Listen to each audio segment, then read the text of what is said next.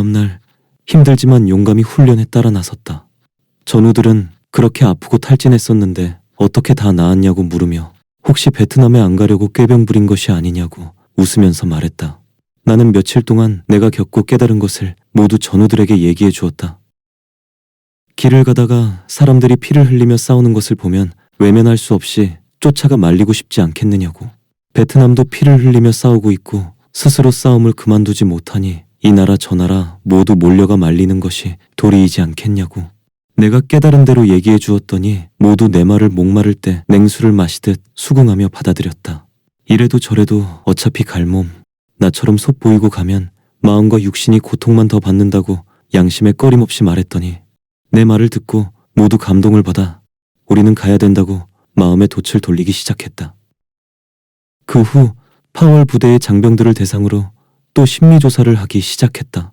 베트남에 가고 싶은 사람을 다시 파악하니 90% 이상이 가고 싶다고 자원했다.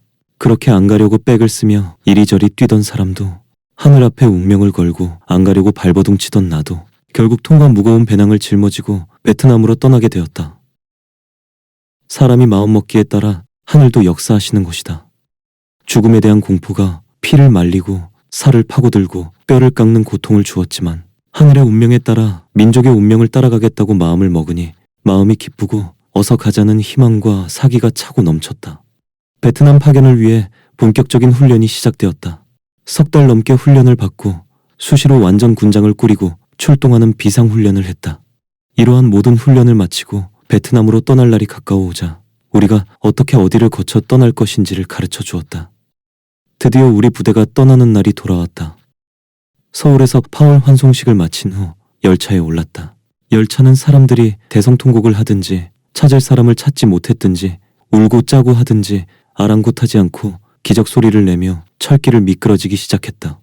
열차는 계속 달려 새벽에 부산 삼부도에 도착했다. 파월 장병들은 배낭을 짊어지고 총을 메고 이미 정박하고 있는 수송선에 승선하기 시작했다. 듣건대 가피오라고 부르는 이 배는 제2차 세계대전 때 미군 병력을 수송했던 배라고 했다. 출항식을 끝내고 마지막으로 고국과 사랑하는 이들을 바라보며 손을 흔들며 울고 있는데 가피오의 백고동 소리는 울리고 말았다. 그러자 모두들 약속이나 한 듯이 서서 혹은 바닥에 주저앉아 통곡을 하기 시작했다. 배에서 울고 땅에서 울고 부두는 눈물의 바다가 되고 말았다.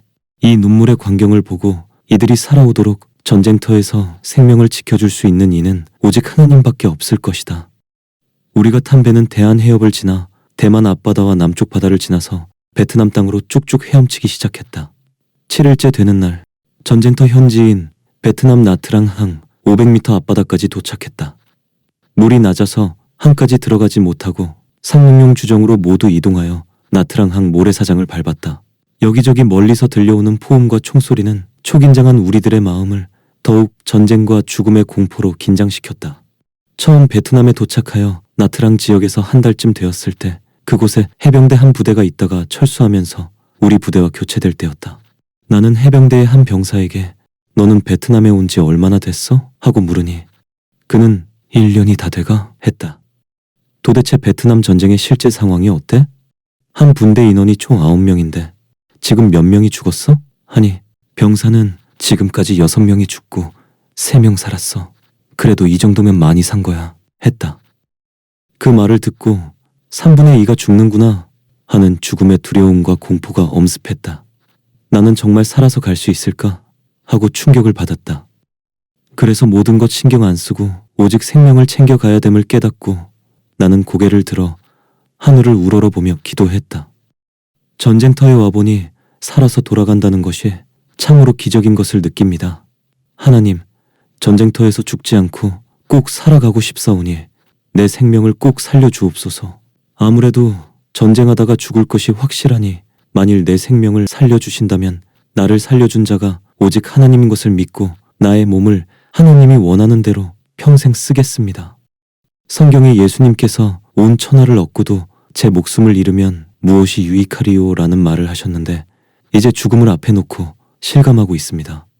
생명이 얼마나 귀하고 가치 있는 것인지를 깨달았으며 과연 천하를 주고도 바꿀 수 없는 생명인 것을 깨달았으니 생명을 귀하게 보시고 내 생명을 살려주신다면 천하를 나에게 준 것 같이 여겨 기쁘고 가치 있게 쓰겠습니다. 하나님의 사랑으로 적도 안 죽일 테니 적이 나도 죽이지 않게 해주옵소서 하고 하나님과 예수님을 부르면서 간절히 애원하고 매달렸다. 또 내가 살아야 하나님을 믿지 않는 이들의 생명을 위해 기도해 줄 수 있다고 간구했다. 이때 내 눈에는 뜨거운 눈물이 막을 수 없이 흐르기 시작했다. 그 순간 파란 하늘이 마치 하나님의 눈이라도 되는 듯 더욱 새파랗고 청명하게 보이며 내 기도를 하나님이 듣고 계신다는 것이 뜨겁게 느껴졌다. 이때 나에게 조용히 영음이 들렸다. 네가 정령 죽지 않고 살아가리라. 하는 음성이 마음속으로 여실히 들려왔다. 나는 감격해서 또 뜨거운 눈물이 펑펑 쏟아졌다. 살아서 돌아간다고 하니 정말 기뻤다. 감사합니다. 돌아가서 평생 전도하며 생명을 살리겠습니다. 하나님과 예수님 기대하세요. 했다. 하나님이 말씀하신 이 약속대로 베트남전에서 나는 수많은 죽을 고비를 넘기고 살아 돌아왔다. 수백 번의 작전과 전투를 하면서 전쟁으로 인해 각종 고통을 받았고 적에게 잡히고 쫓기며 30번 이상의 죽을 고비를 맞았다. 그때는 죽음의 공포와 전쟁에 대한 고뇌와 염려들을 내려놓고 산 날이 하루도 없었다. 그러나 항상 죽음의 고비를 벗어났고 결국 살아서 돌아온 것이다. 사람이 살아가면서 앞날에 대해 지나치게 걱정하는 것은 정말 마음만 괴롭게 할 뿐이니 할 필요가 없음을 깨닫게 되었다.